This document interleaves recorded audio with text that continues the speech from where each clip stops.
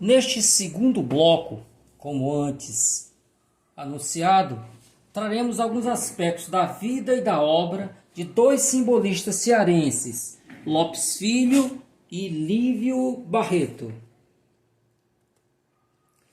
Então, Lopes Filho, que tinha o nome de João Lopes de Abreu Lage, portanto não tem a palavra filho aí, então, mais conhecido como Lopes Filho, nasceu em 7 de abril de 1868 em Fortaleza, onde também faleceu em 19 de junho de 1900, vítima da beriberi.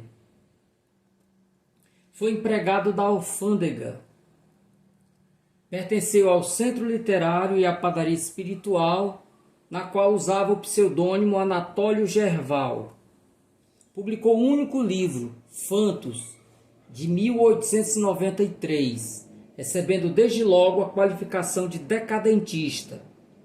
Embora seu livro seja o marco inaugural do simbolismo no Ceará, ele veio a atacar os nefelibatas. Dá nome a uma rua do bairro Amadeu Furtado. Então aqui, gente, eu não vou ler, mas eu trouxe para vocês a notícia da morte do autor no jornal A República. Inclusive, Lopes Filho contribuiu com este jornal. Então, só o iniciozinho.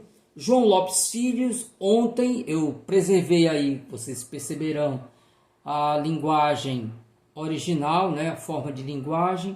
Então, João Lopes Filho, ontem, às 9h30 da noite, em sua residência, a Rua São José, nesta cidade, sucumbiu a um ataque de beriberi galopante, bruscamente, aos 25 anos, transformando um sonho de amor e de vida em sonho letárgico de morte. Observem aí, né, toda a construção lírica do discurso.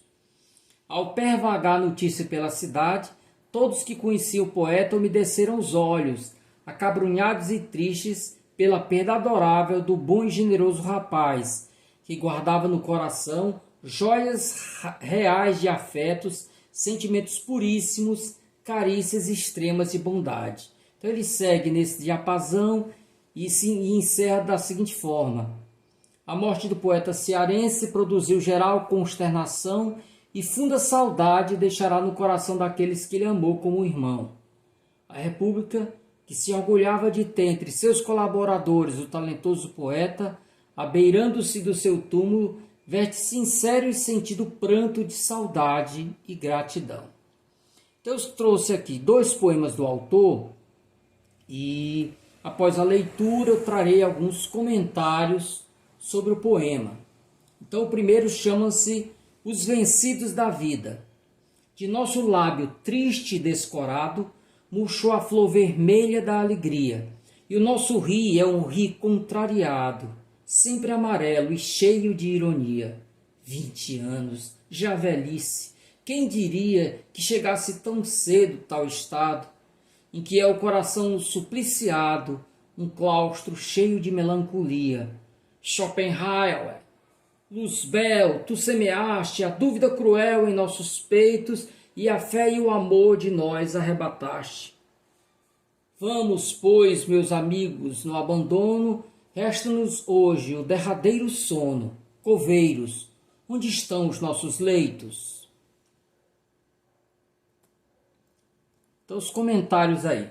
O título do poema, Os Vencidos da Vida, trazem à lembrança o grupo informal português Vencidos na Vida, formado por intelectuais como Ramalho Ortigão, Guerra Junqueiro e Eça de Queiroz, que ele entrou um pouco depois.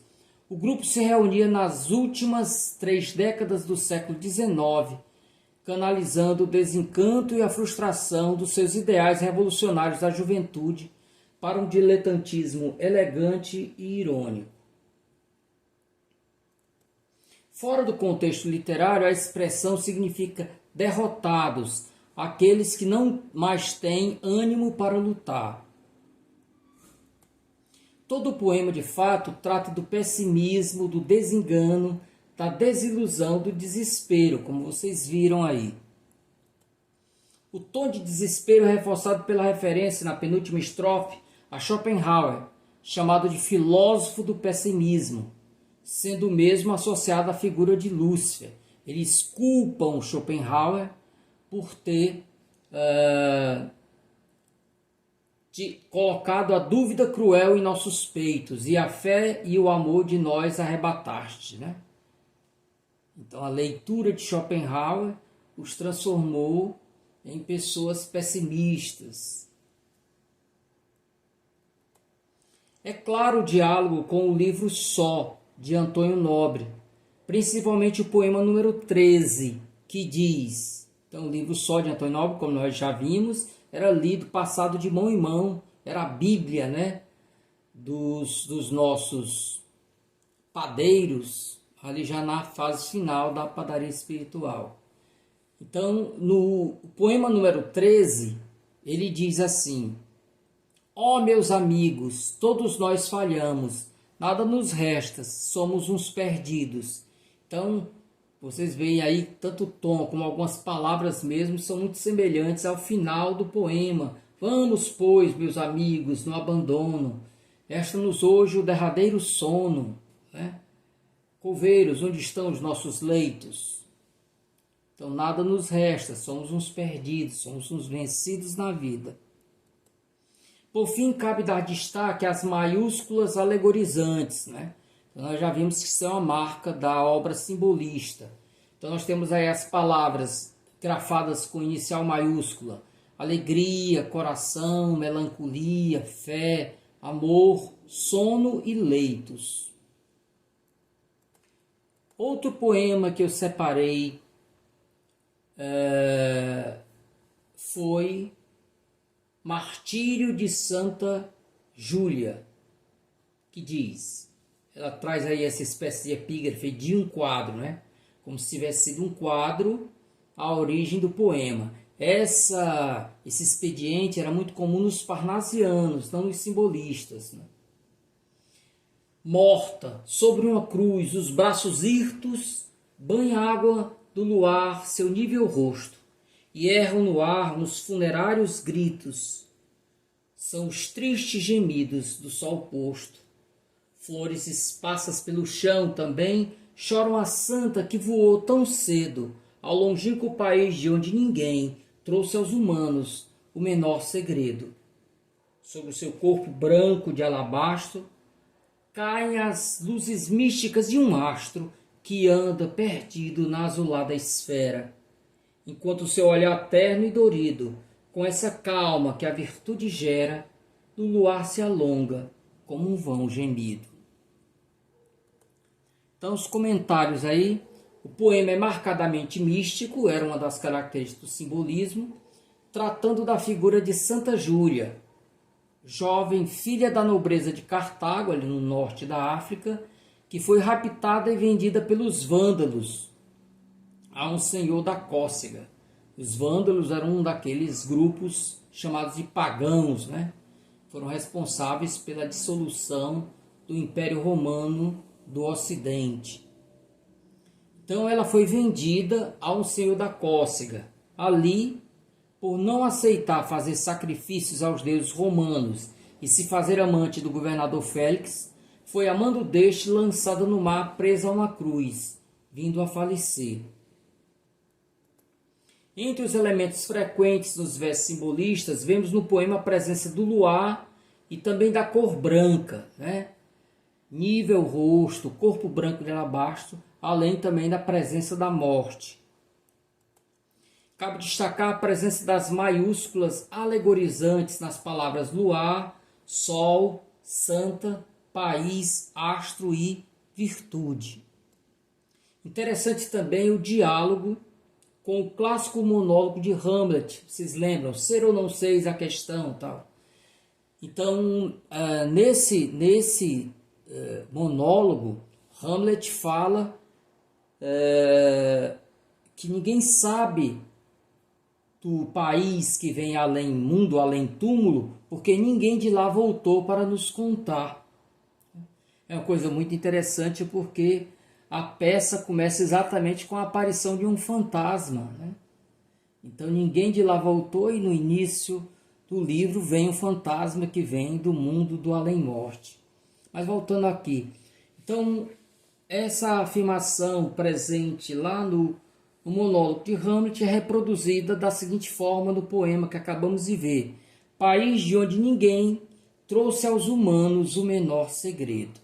Ok? Então passaremos agora a um segundo simbolista, que foi Lívio Barreto. Então, Lívio Barreto nasceu no município de Granja em 18 de fevereiro de 1870 e faleceu em Camusim em 29 de setembro de 1895. Então, morreu com apenas 25 anos de idade, né? Na adolescência, editou com o irmão José Barreto e com os amigos Luiz Felipe Belfort e outros o jornal literário O Iracema, onde aparecem seus primeiros versos.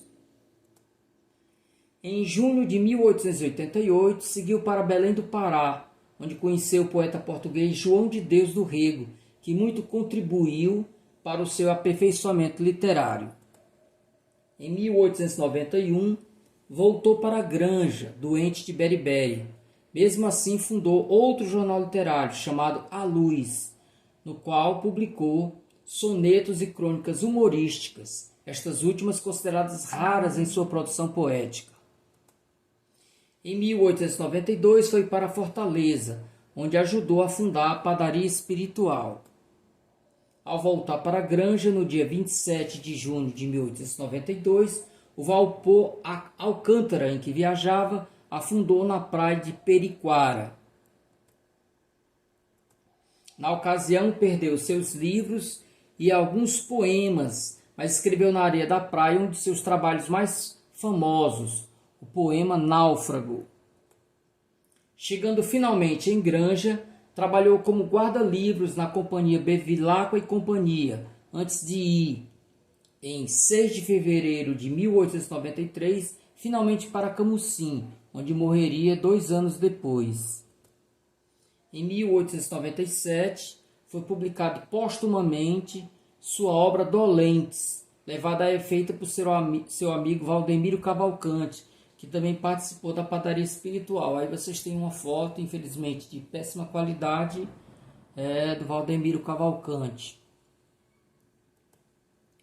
O livro teve uma segunda edição em 1970 por ocasião do centenário do poeta. Então aí eu deixei uma imagem da primeira edição. Ok? Então veremos agora 2 poemas do autor. O primeiro poema chama-se Lágrimas. Lágrimas tristes, lágrimas doridas, pudeis rolar desconsoladamente. Vindes da ruína dolorosa e ardente das minhas torres de luar vestidas. Órfãs trementes, órfãs desvalidas, não têm um seio carinhoso e quente, frouxel de ninho, cálice recendente, onde abrigar-vos pérolas ressentidas. Vindes da noite, vindes da amargura, desabrochartes sobre a dura frágua do coração ao sol da desventura. Vindes de um seio, vindes de uma mágoa, e não achaste uma urna pura para abrigar-vos frias gotas d'água. Então, os comentários aí. O poema, como ocorre em outros do livro Dolentes, mantém um diálogo estreito com o romantismo. Esse diálogo se evidencia pelo tom elegíaco, quer dizer, triste, lacrimoso, já anunciado no título desta obra, marcado pelo sentimentalismo. Não é de estranhar esse diálogo com o romantismo, uma vez que o simbolismo, ao negar o realismo, ele se coloca ao lado do romantismo. Seria uma das escolas chamadas espiritualistas, aí entre aspas, né? Além da melancolia e reforçando esta, está o drama da solidão, enfatizada no verso "não tem um seio carinhoso e quente". No poema não se veem as maiúsculas alegorizantes comuns em obras simbolistas e que nós vimos nos 2 poemas anteriores de Lopes Filho. Todavia aí estão o luar e a cor branca, esta presente na referência tanto ao luar como às pérolas. A se destacar o rico vocabulário do texto, como se vê pelo uso dos termos tremente, frouxel, recendente, frágua e urna. Né? Então vamos agora para o segundo poema do autor, chamado Ao Luar, que diz: Abro a janela, o luar canta no espaço e alaga tudo, possante assim como uma inundação. Subjugando a noite, o escuro tredo esmaga, é um combate fatal, uma revolução. Por toda parte a rir sua luz se propaga, acorda o lírio e doira a grama pelo chão. Vai ao mar e incendeia a espuma sobre a vaga. Branqueia a rocha e faz nuvem a nuvem de algodão.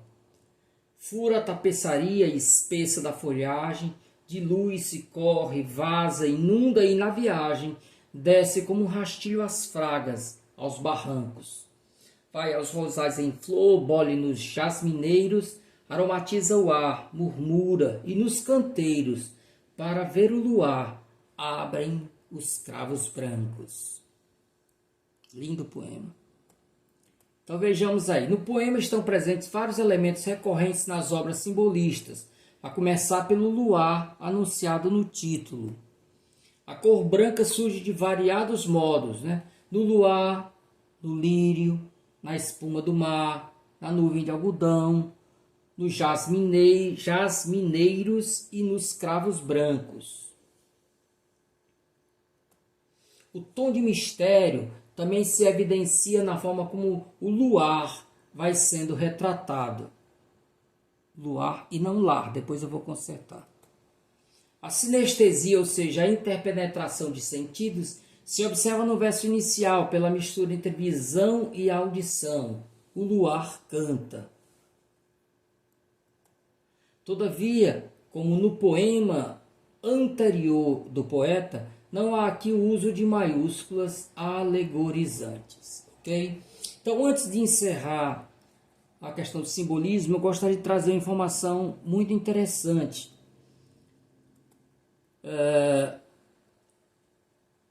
Como em outros lugares, né?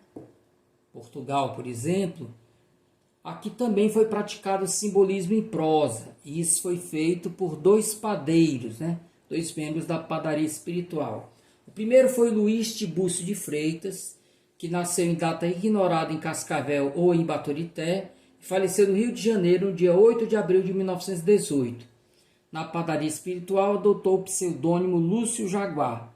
Dele é o seguinte trecho do artigo O Parque da Liberdade, publicado no número 3 do Pão, de 30 de outubro de 1893. Então ele diz: a sensação que se tem indo ao parque não é lá muito aperitiva e refrigerante, não.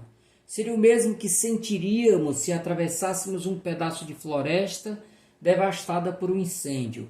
Vive ali apenas os capins entouceirados, uma outra árvore de decoração, as boas noites solitárias, as parasitas e ervas daninhas de todos os gêneros. Então vocês veem aí que ele compõe um cenário marcado pelo mistério, pela coisa meio vaga, não é? Então, assim, ele vai descrevendo esse sentimento do passeio no parque com essa ida a essa floresta, né? Misteriosa, como que.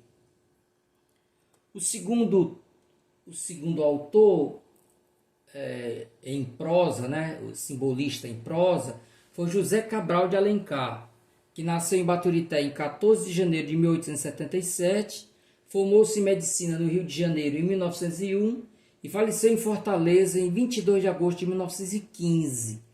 Na padaria espiritual, seu nome de guerra era Abduaçu. Segue um trecho do seu conto A Neurose do Cláudio, publicado em O Pão.